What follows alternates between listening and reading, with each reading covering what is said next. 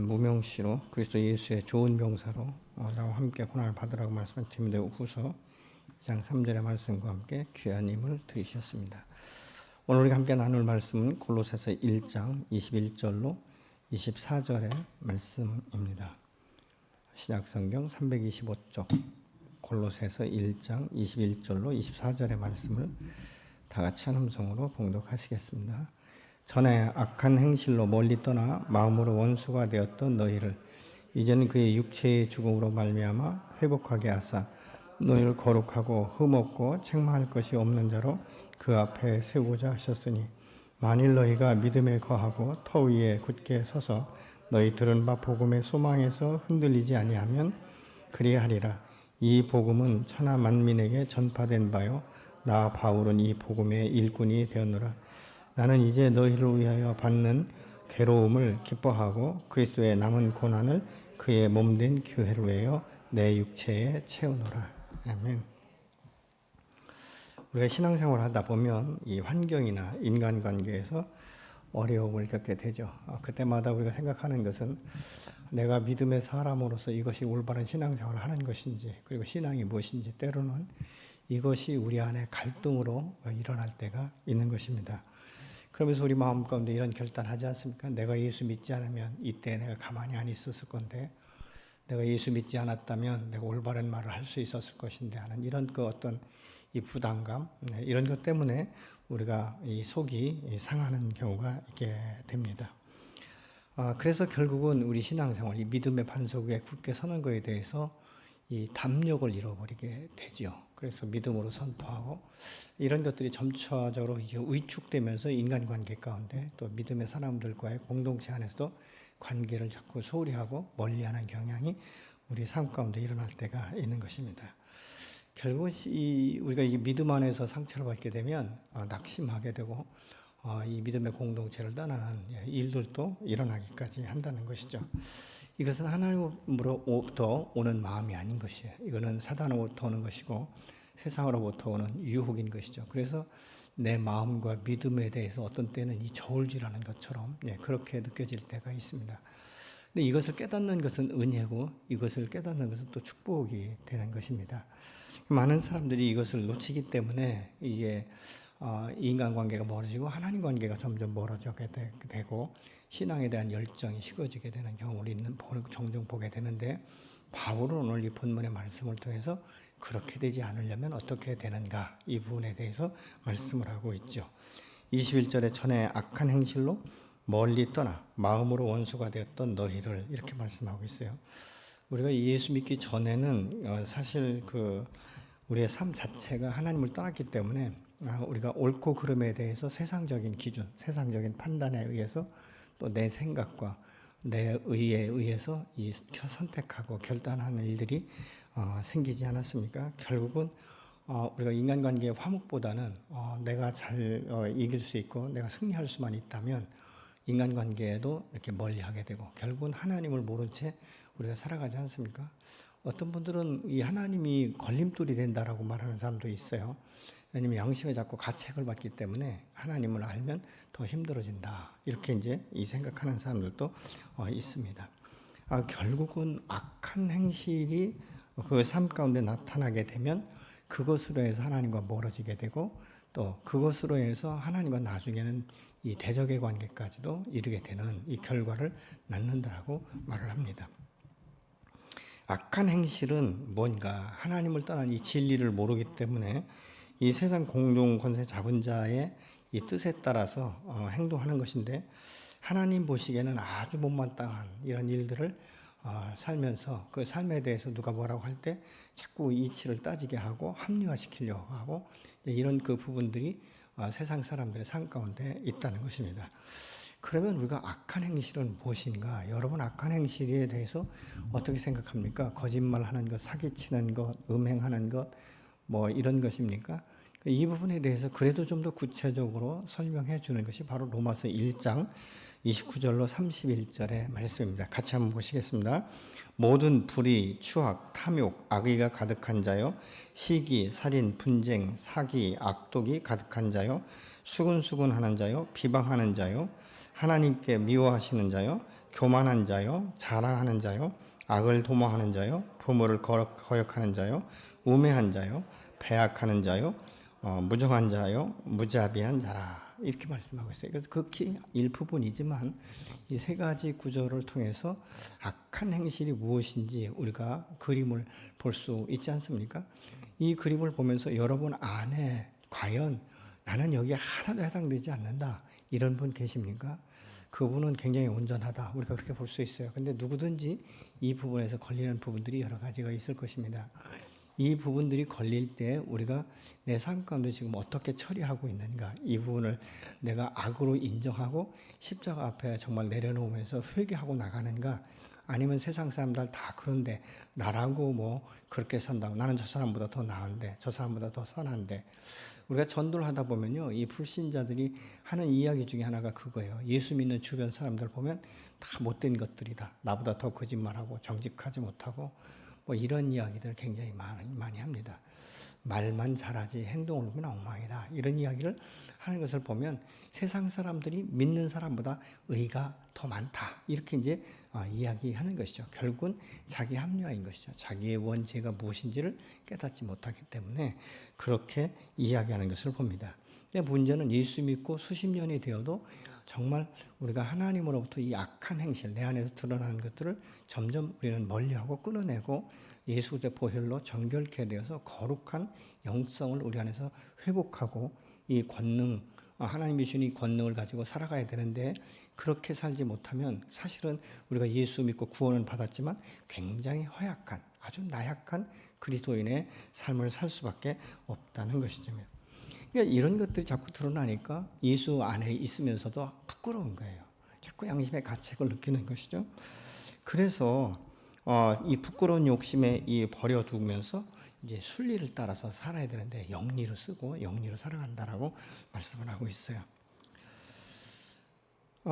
그 하나님을 떠난 자의 이 삶은요, 하나님의 마음과 뜻을 모르거나 아니면 알아도 자꾸 이 합리화를 시켜서 자신의 마음과 생각과 행동을 바꾸려고 하지 않는 경우가 굉장히 많습니다. 결국 하나님을 멀리 떠나가서 이제 살게 되는 것이죠. 하나님 우리의 창조주시며 우리의 주인이시고 우리의 구원자라고 지난주에도 함께 나눴지만, 사실 우리가 예수 믿고 거듭나면 이젠 더 이상 나는 내 인생의 왕이 될 수 없는 것이죠. 내 보좌에 왕이신 예수 그리스도를 모셨기 때문에 그렇습니다.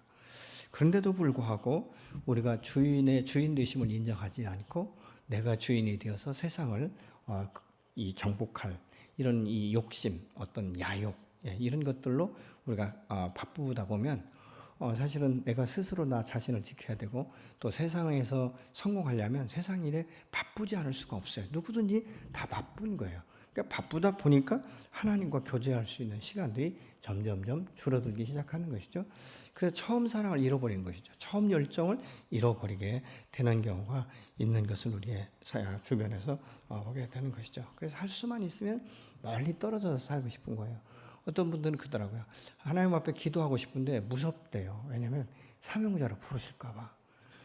그래서 무섭대요. 선교지로 가라고 할까 봐. 그러니까 그런 걱정하지 마시고요. 때가 되지 않으면 절대 선교지 안 보내시거든요. 믿음이 없는 선교지 보내면 어떡하려고요. 자기 믿음 하나 지키기도 어려워 죽겠는데. 그렇지 않습니까?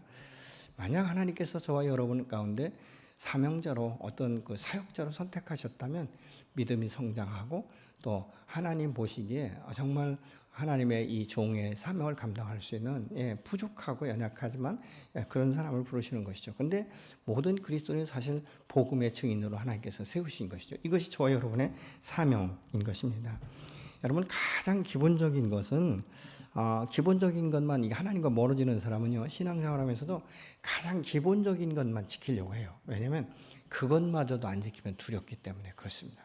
가장 기본적인 것, 내가 할 수 있는 일들만 하려고 하는 경우가 있다, 그 말입니다. 그래서 하나님과 친밀해질 수가 없는 것이에요. 그러니까 시간과 물질을 하나님 앞에 온전히 순종하고 드릴 수 없는 이런 상태에 이르게 되는 것이죠.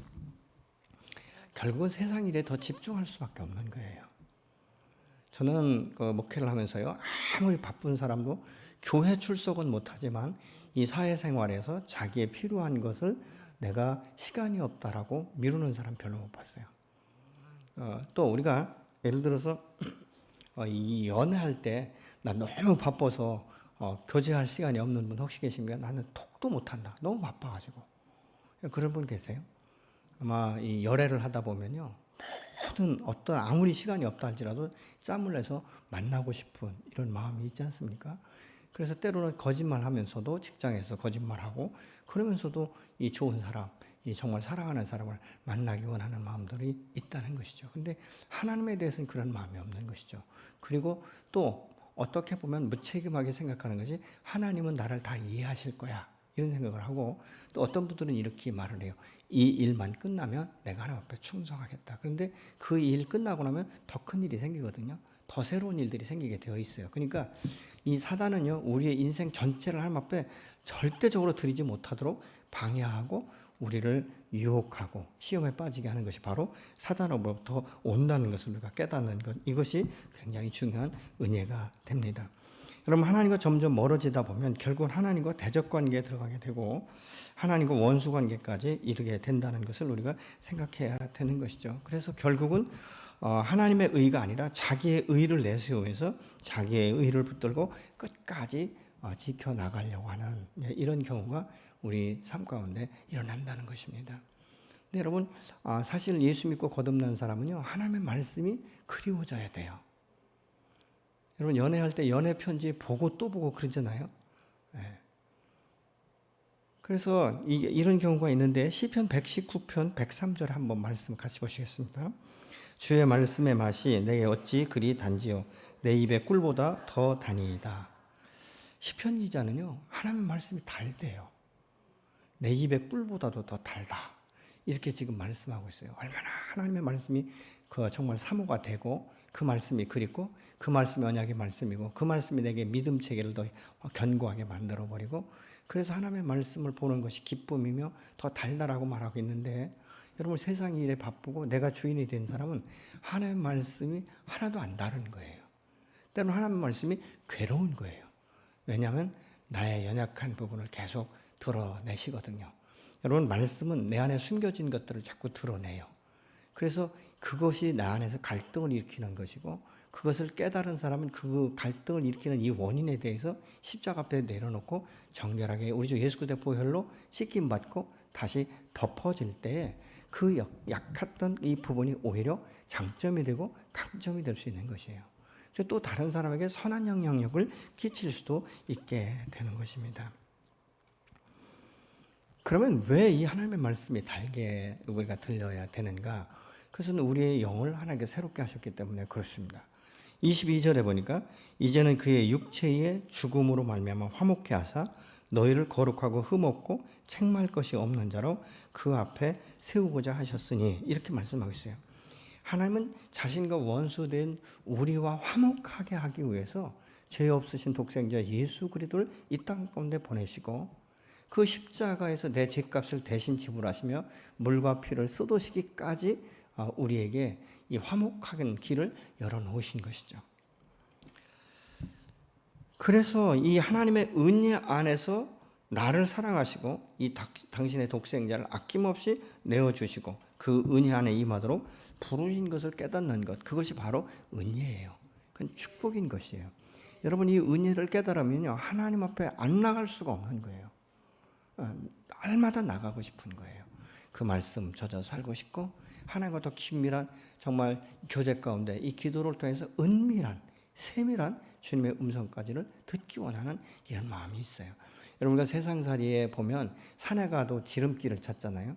어떤 때 보면 등산하다 보면요, 남이 안 간 길을 자꾸 이렇게 간 사람들이 몇몇 있어요. 그게 이제 지름길인 줄 알고 가는데 올바르게 지름길이 아니면요, 그 사람은 정말 산을 뺑뺑이 돌게 되어 있는 거예요. 저는 젊어서 등산할 때 그런 경우를 여러 번 당했어요. 사람들이 가는 길로 가고 싶지 않은 거예요. 저 사람보다 빨리 질러 가고 싶은 거예요. 가지고 배낭 메고 질러 가다 보면 나중에는 오리무중인 거예요. 여기가 어딘지. 이게 좌로나 우로 이게 뭐 지금처럼 핸드폰이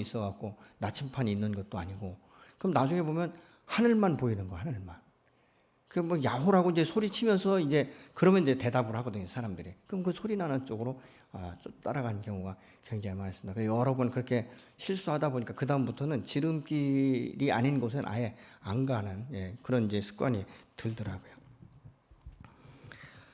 여러분, 하나님께서 왜 예수 그리스도 십자가에 죽게 하셨는가? 그것은 당신과 원수되었던 우리, 하나님을 알지도 못하고 하나님을 찾지도 않던 우리와 화목하고 싶어 하셔서 하나님께서 먼저 우리의 손을 내미신 것이고, 그 길이요 진리요 생명 되시는 예수 그리스도를 통해서 하나님과 화목할 수 있는 길을 열어주신 줄로 믿습니다. 그래서 우리가 이 하나님의 은혜, 이 사랑 안에 들어가게 되면 나도 모르게 내가 가지고 있었던 무장을 해제하게 되어 있는 거예요. 여러분, 무장 해제는요, 다른 것 아니에요. 사랑 안에서 풀어지는 거예요. 우리가 잘 아는 대로 그 이솝에 보면 바람과 이 해가 싸우잖아요. 누가 저 사람의 옷을 벗길 수 있는가? 바람이 막 불어대니까 옷을 벗는 것이 아니라 더 이렇게 여며매지 않습니까? 그런데 태양이 쪼여지니까 스스로 옷을 다 벗잖아요. 여러분, 사람이 이 경직되고 이런 것들, 묶인 것, 이런 것들을 풀어지는 것은요, 자꾸 이 율법적으로 말씀의 잣대를 갖다 대는 것이 아니라 하나님의 사랑과 은혜에 들어갈 수 있도록, 하나님의 사랑을 자꾸 깨달을 수 있도록 도와주는 거예요. 하나님의 사랑이 무엇인지, 그 은혜가 무엇인지를 비로소 깨닫기 시작하는 것이죠. 그러면 스스로 무장하자가 돼요. 어떤 때는 우리가 결혼해서 살면서 당신 속을 정말 모르겠다, 살수록 더 모르겠다, 뭐 이렇게 말씀하시는데요. 그런 분한테는 무조건적인 사랑이 필요해요. 사실 힘들지만 계속 인정해주고 격려해주고 사랑한다라고 고백할 때 자기도 모르게 그것이 신뢰가 되어지기 시작하면 꽁꽁 쌌던 이 양파 껍질처럼 쌓였던 자기의 속내를 조금씩 드러내기 시작하는 거예요. 그래서 그 속에 있는 많은 상처와 많은 고통들이 이제 드러나기 시작하면서 이 눈 녹듯이 그의 마음이 녹아지고 하나님의 말씀으로 위로받게 되는 것이고, 또 하나님의 사람들로부터 격려받으면서 그가 건강하게 세워지는 이런 모습들을 우리의 삶 가운데 경험하게 되는 것이죠. 결국은 뭐냐?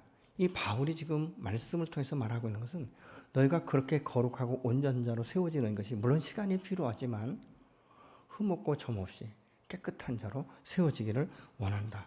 다시 말하면 책망할 것이 없는 자로 세우기를 원한다라고 말씀하고 있는 것입니다.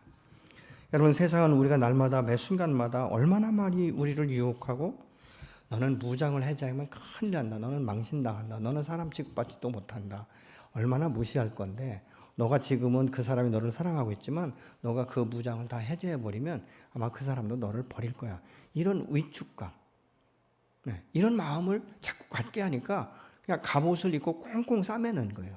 죽어도 내 속내는 드러내놓지 않겠다라고 말하는 거예요. 우리가 이 치유사역이나 이런 것을 할 때 보면요, 사람들이 그 회중들이 이 마음의 문을 여는 것은요, 다른 게 아니더라고요.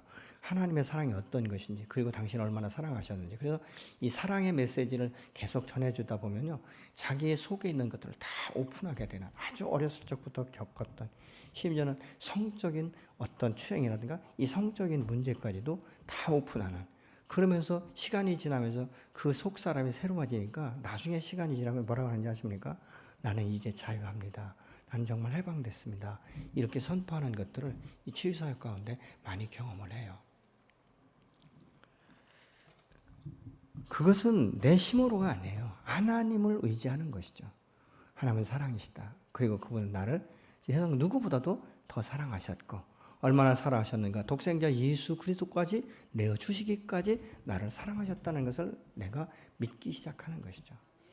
여러분, 이 세상 사람 날 몰라줘도 날 구원하신 예수가 나를 인정하고 나를 알아주신다 라는 것이요, 얼마나 감사한지 몰라요. 그래서 우리가 때로는 기도할 때 기도하다가 하나님께서 사랑하는 아들아, 내가 너의 심정 알아, 너의 고난을 알고 내가 가장으로서 얼마나 무거운 짐을 지고 있느냐, 또 이렇게 말씀하잖아요. 사랑하는 딸아, 내가 지금 많은 핍박을 받고 있고 환난을 당하는 건 내가 다 알고 있다. 그렇지만 결코 나는 너를 떠나지 않고 너를 버리지 않을 것이며 반드시 너를 통해서 너의 가족 구원의 역사가 일어날 것이고 너를 통해서 세상이 새롭게 되는 것들을 보게 될 것이더라고 말씀하시는 이 음성 한마디만 들으면요 우리는 오열하고 통곡할 수밖에 없어요. 무슨 말이 필요하겠어요? 통곡할 수밖에 없는 거예요. 하나님 아십니다. 그래서 어떤 땐 우리 하나님 앞에 기도할 때 이렇게 기도하시는 분도 있잖아요. 하나님 아시지요. 하나님 아시지 않습니까? 왜요? 하나님 내 마음을 알아주기로 원하는 것이죠. 우리의 가족도 믿음의 공동체 안에서 내 마음 아무도 알아줄 수 없고 정말 이것은 두려워서 내가 오픈할 수 없지만 하나님 당신만은 아시지 않습니까? 이렇게 기도하는 것은 무엇입니까? 하나님 내 속사람을 알아주기로 원하는 것 아닙니까?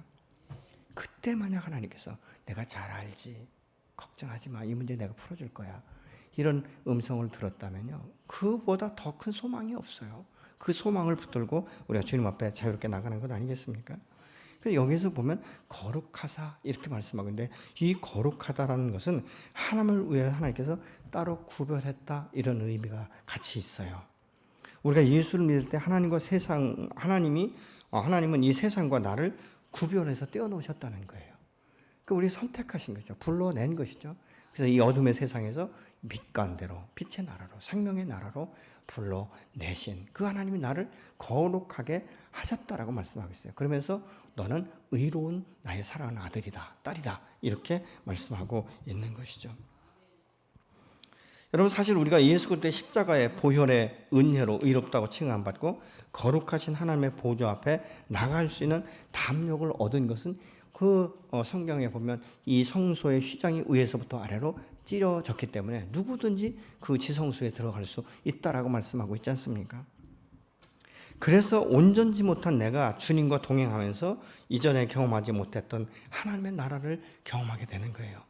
이전에 알 수 없었던 크고 비밀한 것들을 깨닫게 하신다고 말씀하는데 말씀이 계시로 기록되었는데 하나님 안에서 은혜받고 거듭난 하나님의 자녀가 말씀을 볼 때 하나님에게 지혜를 주시고 총명을 주셔서 이 말씀이 깨달아지게 하시고 이 말씀이 나에게 언약의 말씀이 되게 하시고 이 말씀이 성취되기를 원합니다. 이런 기도하는 마음으로 성경을 보는데 어느 날부터 말씀이 풀어지기 시작하는 거예요. 말씀이 이해가 되기 시작하는 거예요. 어떤 땐 말씀이 이해가 되지 않을 땐 그 관주라고 밑에 있는 조그마한 글씨가 있지 않습니까? 그 다른 성경과 연결을 해서 보다 보면 이게 이해가 되는 것이죠. 근데 요즘에는 현대어 성경도 있고 쉬운 성경도 있고 직역 성경도 있고요. 얼마나 성경이 다양하게 나왔는지 몰라요. 그러니까 이렇게 여러 성경을 보다 보면 세번역 성경 같은 경우는 개역 개정보다 훨씬 좀 풀어놨어요. 어떤 때는 세번역 성경이 더 그 원리에 맞게, 이 원론에 맞게, 원문에 맞게 해석되어진 것들도 참 많습니다. 여러분, 그래서 이 말씀을 볼 때마다 새로워지는 것이죠. 아멘이 되어지는 것이죠. 근데 하나님은 어떤 때 말씀으로 한 번씩 우리의 흠과 정과 티를 딱 이렇게 찔러내요. 들춰내는 거예요. 근데 여러분, 다른 사람이 내 단점 딱 들춰내면 기분이 되게 상하거든요. 아닌가요? 나는 내 단점을 누가 찍어줄 때 그렇게 기쁘고 행복할 수가 없다. 고칠 수 있는 기회를 주신 거기 때문에. 혹시 그렇게 생각하시는 분이 있어요? 근데 대부분의 사람들이 이래요. 너나 잘하셔. 야, 너는 잘났냐? 너는 뭐 괜찮냐? 이렇게 이제 반문을 해요. 근데 하나님이 탁 찔러 주실 때요. 어떤 교회는 내가 사랑과의 관계 가운데 대하듯이 자꾸 설득하려고 하고 합리화시키려고 그래요. 하나님 그때 내가 어쩔 수 없었어요. 그래서 내가 이렇게 한 거예요. 그렇게 말할 게 아니에요. 예, 하나님, 이건 죄입니다. 제가 인정합니다. 하나님, 이걸 내가 오늘 십자가 앞에 내려놓습니다. 이걸 끊기를 소망합니다. 성령님 도와주십시오. 이렇게 기도할 때 우리 티와 흠과 이 점, 잘못된 부분들이 끊어지는 것을 봐요. 하나님 앞에 오픈할 때요, 그 에너지가 얼마나 많이 상실되는지 아십니까?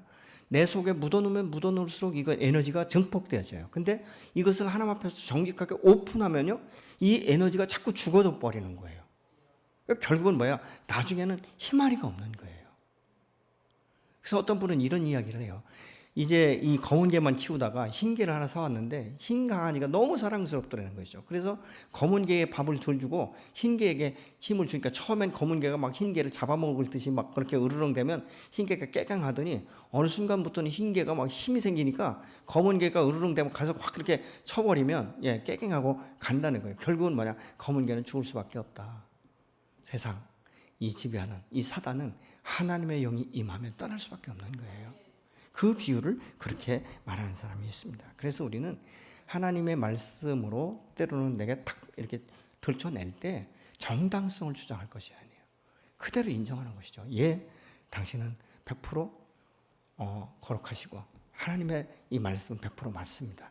그래서 내가 이 부분은 죄로 인정하고 회개합니다. 그럴 때 우리의 영혼이 새로워져요. 얼마나 가벼워지는지 몰라요.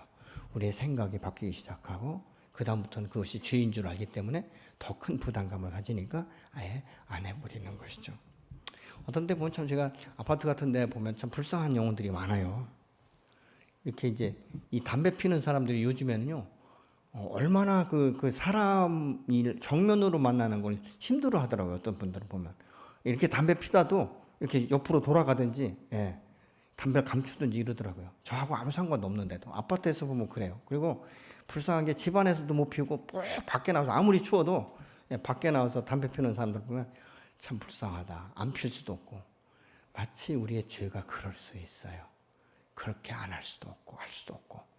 그래서 어쩔 수 없이 습관대로 우리가 행하게 되는데 하나님 앞에 정직하게 오픈하고 덜어내면 이런 모든 것들이 정말 가벼워지고 쉬운 멍에를 주님과 함께 메면서 승리하는 삶을 살게 되는 줄로 믿으시기 바랍니다. 사도 바울은 그러면서 자기가 이런 그 경험을 통해서 자기는 복음의 일꾼이 되었다 이렇게 말씀을 하고 있어요. 23절에 만일 너희가 믿음에 거하고 터 위에 굳게 서서 너희 들은 바 복음의 소망에서 흔들리지 아니하면 그리하리라. 이 복음은 천하 만민에게 전파된 바요. 나 바울은 이 복음의 일꾼이 되었노라. 이렇게 말씀하고 있어요. 여기서 만일이라는 이 말씀은 너희가 그렇게 하면 이렇게 된다라는 뜻입니다. 점도 흠도 이 책망할 것도 없는 우리를 만드시기 위해서 주님은 구원의 역사를 통해서 우리를 이루어 가신다라고 지금 말씀하고 있는 거예요. 근데 이것은 저절로 이루어지는 것이 아니라 믿음에 거하고 터 위에 굳게 서서 그 말씀을 매일 묵상하고 매일 기도하고 매일 하나님의 뜻을 따르기로 결단하는데요. 여러분 믿음의 삶은요, 한 번 은혜 받고 한 번 충만해지고 한 번 정결케 되었다라고 지속되진 않아요. 왜 그러냐면 우리의 삶에 습관적으로 배워든 것은요, 오랜 시간 동안 습관에 대해서 그것이 내 삶이에요. 무의식 중에도 난 그렇게 살아가는 거예요. 제가 운전을 하다 보니까요, 저희 집에 가는 것이나 또 어디 신방을 갈 때도요, 꼭 제가 가는 길로만 가더라고요. 여러분은 어떠세요? 아무 데로나 막 가세요? 왜냐하면 내가 그 길로 다니다 보니까 그게 습관이 된 거예요. 그 길로 꼭 가야 되는 것처럼 생각해요. 다른 길로 얼마든지 갈 수 있거든요. 근데 꼭 그 길로 가요. 어디 가서 좌회전하고. 어떤 때 보면 내비게이션하고 싸우잖아요. 내가 가던 길로 가면 내비게이션이 계속 얘기해요. 이거 잘못됐다고. 잘못 지금 들어왔다고. 계속 어지간히 고집 부리는데요. 저는 가끔 내비게이션 이기면서 살 때가 있어요. 이런 경우가 있거든요. 그런데 우리가 새 사람이 되어서 새로운 성품을 형성하는 것은 하루아침에 절대 이루어지지 않습니다.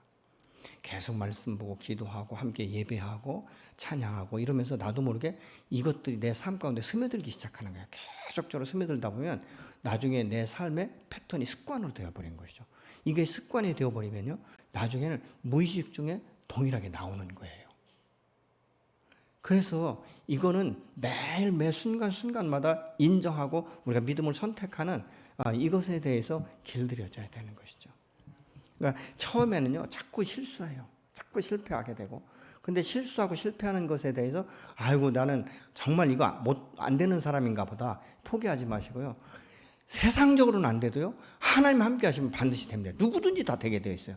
왜냐하면 그 안에 성령께서 도우시기 때문에. 내 힘과 내 의지와 내 노력과 내 인내로 할 수 있다면 사람에 따라 달라질 수 있을 거예요. 그러나 모든 사람 안에는 동일한 성령이 계시기 때문에 그 사이즈에 맞게, 그 믿음에 맞게 성령께서 역사하시고 성령이 도와주시기 때문에 반드시 승리하는 그 길로 이끌어내신다는 것이죠. 그리고 우리의 소망이 이제는 세상 것이 아니라 하늘의 소망을 둔 자답게, 하나님의 시민권 자답게, 하나님의 자녀답게 살아갈 수 있도록 우리를 격려하고 때로는 말씀하신다는 것이죠. 너 참 잘했다. 너 그 선택 잘한 거야. 많은 사람들로부터 때로는 멸시를 받을 수 있지만 그럼에도 불구하고 너 선택 잘한 거야. 이렇게 말씀하시는 것을 우리가 들을 수 있다는 것입니다. 여러분 믿음에 서서 사는 삶은 정말 한 번이 아니에요. 계속적으로 반복적으로 우리 삶 속에 스며들고 습관이 되고 자연스럽게 무의식 속에서도 삶으로 드러날 때까지 우리가 행동을 하는 것이죠. 사도 바울은 그 소망 가운데 복음의 일꾼이 되었다라고 지금 말씀합니다. 바울은 많은 서신서를 통해서요, 가장 핵심적으로 말한 게 복음에 대해서 첫 번째로 말하고요. 그 다음에 자기 간증이에요. 내가 어떤 사람이었는데 어떻게 예수를 믿었고 예수 믿은 후에 내가 어떻게 삶이 변화되었고 지금은 어떤 삶을 살고 있는가. 이거에 대해서 모든 서신서는 대부분이 다 그렇습니다. 그러니까 사도 바울은 어떤 교회 편지라도 복음과 자기 간증을 통해서 그 복음이 생명력 있게 전달될 수 있도록 기록된 것들을 우리가 쉽게 발견할 수가 있습니다. 그러니까 사도 바울은 이런 이야기를 해요. 나는 하나님의 은혜가 아니었으면 죄인 중에 괴수였는데 하나님의 은혜로 죄인 중에 괴수였던 나 같은 사람도 살렸다. 나같이 교만하고 나같이 막가고 하나님을 대적하고 정말 하나님의 뜻과는 전혀 무관한 삶을 살던 나 같은 사람도 변화시키셨다면 당신들도 변화될 수 있다. 이렇게 지금 말씀하고 있는 것입니다. 여러분, 그렇기 때문에 우리가 복음을 증거하는 것은요, 자꾸 다른 사람 이야기하면 안 돼. 우리 목사님이 그러는데 우리 목사님이 예수 믿을 때 이렇게 믿을 때 이게 아니에요. 너 나 알잖아. 내가 그런 사람이었는데 어느 날 누구로부터 내가 복음을 듣고 나니까 내가 얼마나 죄인인 것을 깨달았어요. 그래서 내가 예수 믿기로 결정하고 예수 믿은 후에 내 삶이 어떻게 변화되었고 그리고 내가 어떤 축복을 받았는지 이걸 간증하는 거예요. 너무 쉬운 거예요. 그게 복음의 일꾼인 것이죠. 여러분, 복음이 주는 소망은요, 사람들이나 환경이 나를 넘어뜨려 가고 내 마음을 상하게 할 때도 주님의 약속이 소망이 되기 때문에 우리가 그들과 함께 다투지 않아도 이기는 이 방법을 하나님께서 말씀하고 있는 것이죠. 소망이라는 것이 무엇입니까? 아직 이루어지지 않은 것이 소망이에요. 이루어진 것을 우리가 소망이라고 말하지 않습니다. 이루어질 것들에 대해서, 언약에 대해서 우리가 소망이다라고 말하고 있지 않습니까? 그래서 여기에서도 보면 27절에 하나님이 그들로 하여금 이 비밀의 영광이 이방인 가운데 얼마나 풍성한지를 알게 하려 하심이라. 이 비밀은 너희 안에 계신 그리스도니 곧 영광의 소망이다. 이렇게 말씀을 하고 있어요. 여러분, 주님은 저와 여러분의 소망이 되시는 줄로 믿으시기 바랍니다.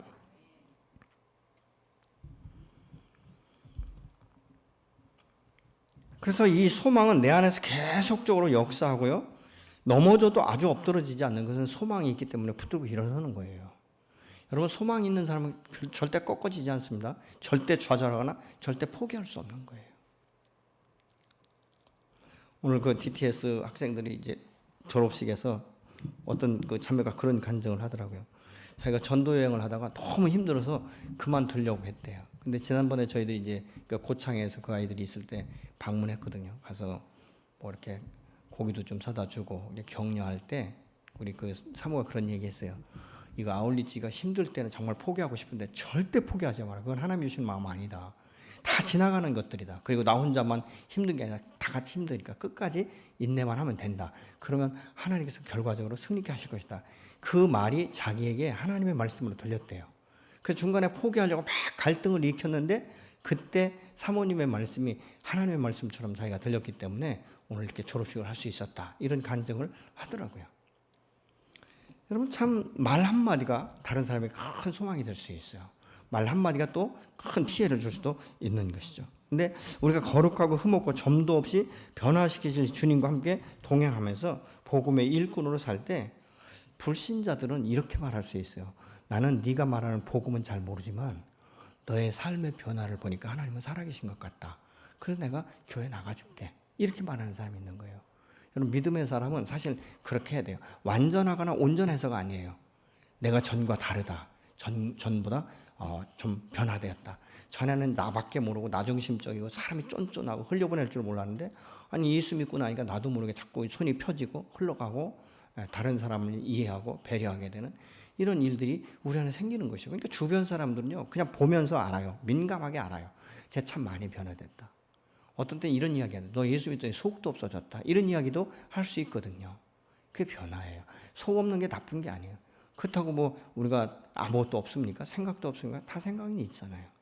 그렇지만 그렇게 내가 과거에 생각했었던 이 속으로 붙들고 있었던 이런 세상적인 것들을 내려놓다 보니까 마음에 여유가 생기기 시작하는 것이죠. 사도 바울은 그러면서 그 24절 25절에 보면 자기는 교회의 일꾼이 되었다 이렇게 말씀하세요.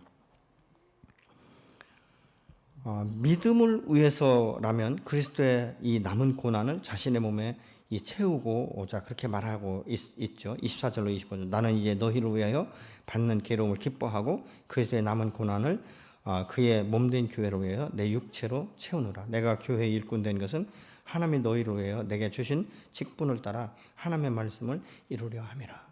생명의 복음이 증거되고 하나님의 말씀을 이루기 위해서라면 내가 복음을 전하다가 고난받는 것을 오히려 나는 기뻐한다. 그 고난을 내 마음에 채우고서라도 너가 구원받을 수만 있다면 나는 이것을 억지로가 아니라 의무가 아니라 기쁨으로 감당할 수 있다는 것이에요. 여러분 우리가 복음을 증거할 때는 많은 이 순환을 당할 때가 있어요.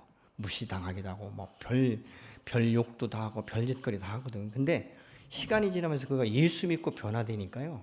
그거에 대해서 얼마나 미안하게 생각하는지 그리고 얼마나 감사하게 생각하는지.